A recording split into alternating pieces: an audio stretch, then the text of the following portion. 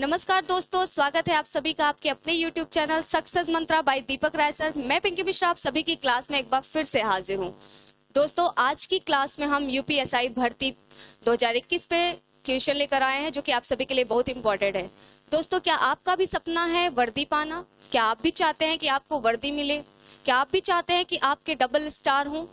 तो बिल्कुल भी आज की वीडियो बिल्कुल भी स्किप मत करिएगा। आपको डेली जो है भारतीय संविधान से रिलेटेड, मूल विधि से रिलेटेड आपको डेली क्वेश्चन प्रोवाइड किए जाएंगे। तो बिल्कुल भी वीडियो को स्किप मत करिएगा, पूरी वीडियो को देखिएगा जो कि आप सभी के एग्जाम के लिए बहुत इंपॉर्टेंट है। चाहे वो आरओ हो, यूपीएससी बेट का एग्जाम हो, यूपीएसआई का एग्जाम हो या फिर आप सभी की यूपीपीसीएस, किसी भी एग्जाम के लिए आपका ये पढ़ना, भारतीय संविधान से रिलेटेड क्वेश्चन आते ही आते हैं। तो बिल्कुल भी वीडियो को स्किप मत करिएगा और क्लास की शुरुआत करते हैं बिना लेट किए। तो बिल्कुल तैयार हो जाइए पढ़ने के लिए और वर्दी पाने के लिए तो बिल्कुल भी तैयार हो जाइए। चलिए क्लास की शुरुआत करते हैं बिना लेट किए पहले क्वेश्चन के साथ में और देखते हैं कि आज का क्वेश्चन कैसा है। ठीक है, तो चलिए क्लास की शुरुआत करते हैं पहले क्वेश्चन के साथ। ये आप देख सकते हैं पहला क्वेश्चन है आपके स्क्रीन पर। क्या है पहला क्वेश्चन? देखिए ध्यानपूर्वक कि निम्नलिखित में से कौन सा शब्द भारत के संविधान की उद्देशिका में नहीं है। ध्यान दीजिएगा कि निम्नलिखित, नीचे लिखे हुए शब्दों में कौन सा शब्द भारत संविधान के उद्देशिका में नहीं है। ध्यान दीजिएगा, तो बताइए कौन सा शब्द जो है भारत के संविधान के उद्देशिका में नहीं है। ऑप्शन सी, लोक कल्याण। कौन सा नहीं है? लोक कल्याण। ठीक है दोस्तों, और बाकी के ये तीनों जो हैं आपके उद्देशिका में हैं। तो लोक कल्याण किसके अंतर्गत आता है? इसका उल्लेख नीति निर्देशक तत्वों में है। किसमें है? नीति निर्देशक तत्वों में। ठीक है, लिखित संविधान की अवधारणा ने सबसे पहले कहाँ जन्म लिया था? बताइए दोस्तों, आप सभी को बता दें ऑप्शन 20 का सही जवाब होगा यूएसए से। कि कैबिनेट मिशन प्लान के तहत बनी संविधान सभा में कितने सदस्य थे? ध्यान दीजिएगा, कैबिनेट मिशन प्लान के तहत बनी संविधान के सभा में कितने सदस्य थे? चारों ऑप्शन को देखिए और बताइए कितने सदस्य थे। ध्यानपूर्वक देखिए। तो दोस्तों इसका सही जवाब होगा ऑप्शन बी, 389। कितने सदस्य थे? 389 सदस्य थे। 4 प्रेसिडेंसी के प्रतिनिधित्व, 13 देशी रियासतों के और 292 कितने निर्वाचन। ठीक है, और दोस्तों अगर इसमें बात किया जाए तो कैबिनेट मिशन कब आया भारत, तो ये क्वेश्चन आपका पूछा जाता है, बनता है क्वेश्चन। तो इसका सही जवाब क्या होगा आप बता सकते हैं कि 1946 में। कैबिनेट मिशन भारत कब आया? 1946 में। ठीक है, और इसके अगर मेंबर की बात की, इससे भी बहुत क्वेश्चन पूछता है कि मेंबर कितने थे। तो 3 मेंबर्स थे। तीनों मेंबर्स के नाम क्या थे? स्टीफर्ड क्रिप्स, एवी अलेक्जेंडर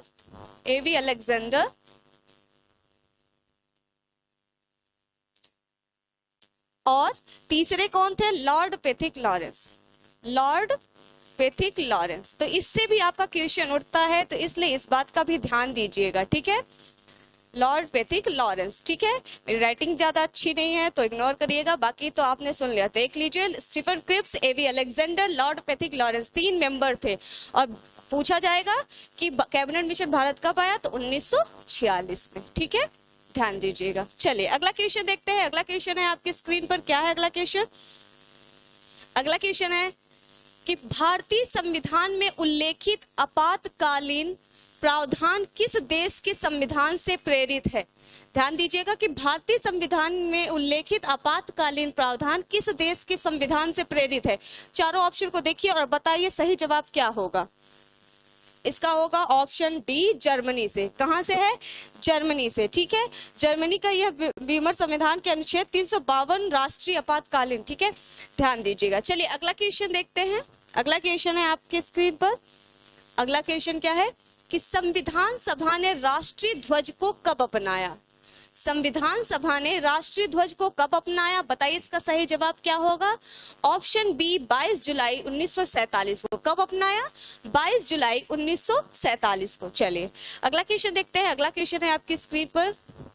क्या है अगला क्वेश्चन? ध्यान दीजिएगा कि भारतीय संविधान की प्रस्तावना की भाषा किस देश के संविधान से ली गई है? अच्छे से क्वेश्चन को पढ़िएगा कि भारतीय संविधान की प्रस्तावना की भाषा किस देश के संविधान से ली गई है। बताइए, चारों ऑप्शन को ध्यानपूर्वक देखिए और बताइए इसका सही जवाब क्या होगा। Question number 6। ऑप्शन, कौन सा ऑप्शन सही होगा इसका? Question number 6 option D Australia से। कहां से लिया गया है? ऑस्ट्रेलिया से लिया गया है। प्रस्तावना को संविधान का क्या कहा जाता है? आत्मा कहा जाता है। प्रस्तावना को पूछता है क्वेश्चन कि पूछ लेगा तो बताइएगा प्रस्तावना को क्या कहा जाता है? प्रस्तावना को भारत का क्या कहा जाता है? भारत संविधान का आत्मा कहा जाता है। ठीक है, चलिए अगला देखते हैं। अगला क्वेश्चन है आपके स्क्रीन पर। अगला क्वेश्चन है, क्या है अगला क्वेश्चन? क्वेश्चन नंबर 7 भारतीय संविधान सभा के संवैधानिक सलाहकार कौन थे? भारतीय संविधान सभा के संवैधानिक सलाहकार कौन थे? बताइए सही जवाब क्या होगा? दोस्तों option C B N Rao. कौन थे संवैधानिक सलाहकार? B N Rao. और अगर बात करें डॉक्टर अंबेडकर की तो ये क्या थे? प्रारूप समिति के अध्यक्ष थे। कहाँ के? प्रारूप समिति के अध्यक्ष थे। कौन? डॉक्टर बी आर अंबेडकर प्रारूप समिति के क्या थे? अध्यक्ष थे। ठीक है, तो इस बात का ध्यान दीजिएगा। फिर से एक बार देख लीजिए, भारतीय संविधान सभा के संवैधानिक सलाहकार कौन थे? Option C B N Rao. ठीक है, चलिए अगला क्वेश्चन देखते हैं बिना लेट किए। आपके स्क्रीन पर है अगला क्वेश्चन, क्या है? रेगुलेटिंग एक्ट कब पारित किया गया? रेगुलेटिंग एक्ट कब पारित किया गया? सभी के पास इसका जवाब है। चलिए बताइए सही जवाब क्या होगा? क्वेश्चन नंबर 8 क्या होगा सही जवाब? ऑप्शन ए 1773 में। कब किया गया? 1773 में। ठीक है, ध्यान दीजिएगा। इसके तहत दोस्तों ये भी ध्यान दीजिएगा कि इसके तहत कलकत्ता के एक सर्वोच्च न्यायालय की स्थापना की गई। इसके तहत किसके? रेगुलेटिंग एक्ट की तहत कलकत्ता में क्या किया गया? सर्वोच्च न्यायालय की स्थापना की गई। कब? 1774 में। कब? 1774 में। और एक क्वेश्चन और बनता है कि इसके जो मुख्य न्यायाधीश बनाया गया, किसको बनाया गया? तो सर एलिजाबेथ को। किसको बनाया गया? Sir Elijah Impey. Sir Elijah Impey को क्या बनाया गया? मुख्य न्यायाधीश। ठीक है, ये क्वेश्चन ध्यान दीजिएगा। ठीक है, चलिए अगला देखते हैं। अगला क्वेश्चन है आपकी स्क्रीन पर। क्या है अगला क्वेश्चन? कि मौलिक अधिकार क्या है? मौलिक अधिकार क्या है? बताइए, चारों ऑप्शन को ध्यान पूर्वक देखिए और बताइए मौलिक अधिकार क्या है? ऑप्शन ए वाद योग्य। क्या है? वाद योग्य है। और इसका मतलब क्या है? मौलिक अधिकारों का हनन होने पर न्यायालय जा सकता है। वाद योग्य क्या मतलब है? कि अगर मौलिक अधिकारों का हनन होता है तो आप जो है न्यायालय जा सकते हैं। ठीक है, वाद योग्य का ये मतलब है। ठीक है, तो ध्यान दीजिएगा। चलिए अगला क्वेश्चन देखते हैं।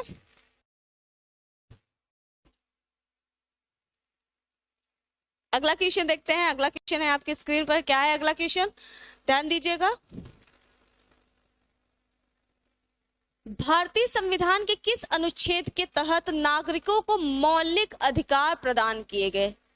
भारतीय संविधान के किस अनुच्छेद के तहत नागरिकों को मौलिक अधिकार प्रदान किए गए? बताइए सही जवाब क्या होगा इसका? क्वेश्चन नंबर 10 देखिए और बताइए इसका सही जवाब क्या होगा? ऑप्शन बी अनुच्छेद 12 से 35। अनुच्छेद 12 से 35 भाग 3 के अनुच्छेद 12 से 35। ठीक है, के अंतर्गत कौन सा अनुच्छेद बच्चों के शोषण से संबंधित है? ध्यान दीजिएगा कि मौलिक अधिकारों के अंतर्गत कौन सा अनुच्छेद बच्चों के शोषण से संबंधित है? चारों ऑप्शन को ध्यान पूर्वक देखिए और बताइए कि क्या सही जवाब होगा। ऑप्शन डी अनुच्छेद 24। कौन से ऐसे मौलिक अधिकार हैं? ध्यान दीजिएगा, कौन से ऐसे मौलिक अधिकार हैं जो आपातकाल में भी निरस्त नहीं होते? कौन से ऐसे मौलिक अधिकार हैं जो आपातकाल में भी निरस्त नहीं होते? और उसमें से कोई एक ही है, बाकी सभी क्या हो जाते हैं? आपातकाल में निरस्त कर दिए जाते हैं। लेकिन बताइए ऐसा कौन सा अनुच्छेद है जो आपातकालीन में निरस्त नहीं होते हैं? क्वेश्चन नंबर 12 बताइए सही जवाब क्या होगा? अनुच्छेद 20 से 21। क्या होगा? अनुच्छेद 20 से 21 यानी ऑप्शन सी सही जवाब होगा। चलिए अगला क्वेश्चन देखते हैं। अगला क्वेश्चन है आपकी स्क्रीन पर कि भारतीय संविधान के 11वीं अनुसूची में पंचायतों के लिए कुल कितने विषय निर्धारित किए गए हैं? ध्यान दीजिएगा कि भारतीय संविधान की 11वीं अनुसूची में पंचायतों के लिए कुल कितने विषय निर्धारित किए गए हैं? बताइए, चारों ऑप्शन को देखिए और बताइए सही जवाब क्या होगा। Option A 29। कितने विषय निर्धारित किए गए हैं 29। ठीक है, चलिए अगला क्वेश्चन देखते हैं। अगला क्वेश्चन है आपकी स्क्रीन पर, क्वेश्चन नंबर 14। भारतीय संविधान का कौन सा अनुच्छेद राज्य सरकार को ग्राम पंचायत के गठन का निर्देश देता है? ध्यान दीजिएगा, भारतीय संविधान का कौन सा अनुच्छेद राज्य सरकार को ग्राम पंचायत के गठन का निर्देश देता है? बताइए वह कौन सा अनुच्छेद है? ध्यानपूर्वक देखिए और बताइए। क्वेश्चन नंबर 14 क्या सही जवाब होगा? ऑप्शन सी अनुच्छेद 40। अनुच्छेद 40 जो है राज्य सरकारों को ग्राम पंचायत के गठन का निर्देश देता है। ठीक है, चलिए अगला क्वेश्चन देखते हैं। अगला क्वेश्चन है आपके स्क्रीन पर, दिखाई दे रहा है आप सभी को। राष्ट्रपति पर महाभियोग की प्रक्रिया का वर्णन संविधान के किस अनुच्छेद में किया गया है? राष्ट्रपति पर महाभियोग की प्रक्रिया का वर्णन संविधान के किस अनुच्छेद में किया गया है?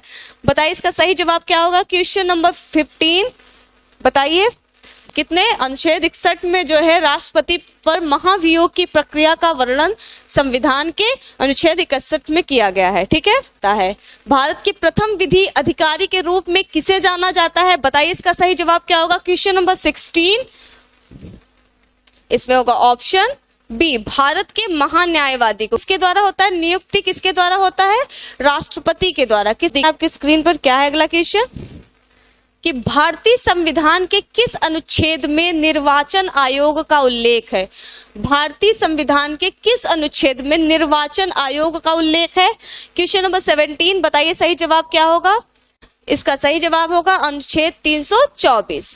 ऑप्शन बी सही जवाब है। अनुच्छेद 324 में भारतीय संविधान के निर्वाचन आयोग का उल्लेख है। ठीक है, ध्यान दीजिएगा। तो आगे बढ़ने से पहले आप सभी को आवश्यक जानकारी देना चाहेंगे कि अगर आप सभी जो है किसी भी गवर्नमेंट एग्जाम की प्रिपरेशन कर रहे हैं तो आप सभी के लिए सामान्य ज्ञान जो है बहुत इंपॉर्टेंट है और इससे सभी एग्जाम में क्वेश्चन आते हैं। तो बिल्कुल भी अगर आप चाहते हैं कि आपको जगह जगह पे भटकना न पड़े और एक ही बुक में आपको सारे क्वेश्चन मिल जाए जो आपके एग्जाम में बार बार पूछे जाते हैं, तो आप यहाँ पे देख सकते हैं। यहाँ पर जो है एक आप सभी के लिए PDF तैयार किया गया, एक श्रृंखला तैयार किया गया जो मात्र 49 रुपीज में और आपका 6 रुपए ट्रांजेक्शन चार्ज लेकर 55 रुपीज में मात्र 5000 क्वेश्चन की श्रृंखला तैयार की गई है, जो कि बहुत ही अच्छी है और एग्जाम में बार बार पूछे जाने वाले ही क्वेश्चन है। ठीक है, इसमें आपके हिस्ट्री, पॉलिटी, साइंस सभी जो है सभी सब्जेक्ट को एक साथ करके ये सिलेबस को कवर करके बनाया गया है। ठीक है, तो बहुत लोगों ने परचेज किया है। अगर आप इंटरेस्टेड हैं तो जरूर परचेज करिएगा। बाकी की डिटेल वीडियो के डिस्क्रिप्शन बॉक्स में है,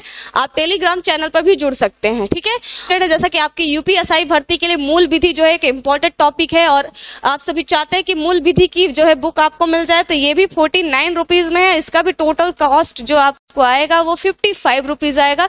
1000 प्लस क्वेश्चन जो है इसमें है जो कि आपके एग्जाम में बार बार पूछे जाते हैं, तो आप इसे भी परचेज कर सकते हैं अगर आप इंटरेस्टेड हैं तो। और इसको भी काफी लोगों ने परचेज किया है और अच्छा फीडबैक है। कौन सा अनुच्छेद संसद को राज्य सूची पर कानून बनाने का अधिकार देता है? ध्यान दीजिएगा, क्वेश्चन बहुत ही अच्छा। कौन सा अनुच्छेद संसद को राज्य सूची पर कानून बनाने का अधिकार देता है? बताइए क्या सही जवाब होगा इसका? अनुच्छेद 249। प्राक्कलन समिति में कितने सदस्य होते हैं?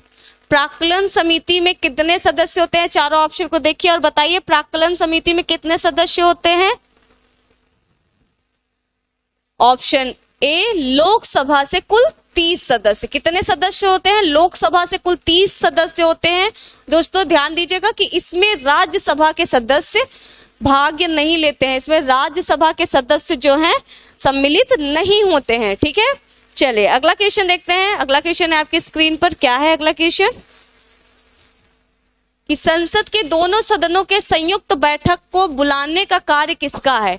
संसद के दोनों सदनों के संयुक्त बैठक को बुलाने का कार्य किसका है?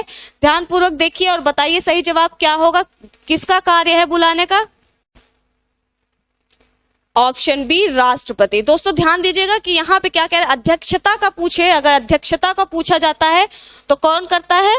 अध्यक्षता पूछे तो लोकसभा के स्पीकर के द्वारा की जाती है। ठीक है, लोकसभा के स्पीकर के द्वारा। लेकिन यहाँ पे क्या पूछ रहा है कि संसद के दोनों सदनों के संयुक्त बैठक को बुलाने, ध्यान दीजिएगा, बुलाने का कार्य किसका है? अध्यक्षता नहीं पूछ रहा है। अध्यक्षता होता तो किसके द्वारा? लोकसभा के स्पीकर के द्वारा। ठीक है, लेकिन यहाँ पे बुलाने का कार्य है तो कौन होगा? राष्ट्रपति। सही जवाब क्या होगा? राष्ट्रपति। ठीक है, थे आज के आपके टॉप 20 क्वेश्चन जो कि आप सभी के लिए बहुत इंपॉर्टेंट है, तो बिल्कुल भी वीडियो को स्किप मत करिएगा। आपकी जो भी क्वेरी हो, जो भी सुझाव हो, जैसा कि आप सभी जानते हैं कि अब मैं साइंस की क्लास लेती हूं और आज आप सभी के लिए भारतीय संविधान के क्वेश्चन लेकर आई हूं। आगे की भी क्लास में हम मुलाकात होती रहेगी। तो दोस्तों, कैसा रहा आज का क्लास वो मुझे जरूर बताइएगा और अपनी जो भी क्वेरी हो कमेंट बॉक्स में बताते चलिएगा। ठीक है, आगे की क्लास में फिर से ऐसे टॉप 20 क्वेश्चन के साथ में मिलेंगे, तो बिल्कुल जम के तैयारी करिए। वर्दी आपकी होगी और वर्दी तो इस बार लेनी ही है, तो उसके लिए क्या करनी पड़ेगी, हमें जम के मेहनत करनी पड़ेगी। तो जो भी क्वेरी हो प्लीज बताते चलिए। इसके अलावा आपको पीडीएफ परचेज करना है, इसकी जो पीडीएफ है इस आज की क्लास की, वो भी आप टेलीग्राम चैनल पर आपको मिल जाएगी। ठीक है, बाकी की डिटेल वीडियो के डिस्क्रिप्शन बॉक्स में है। ठीक है, तो आज के लिए इतना ही, आगे की क्लास में फिर से मिलते हैं, तब तक के लिए इतना ही, धन्यवाद।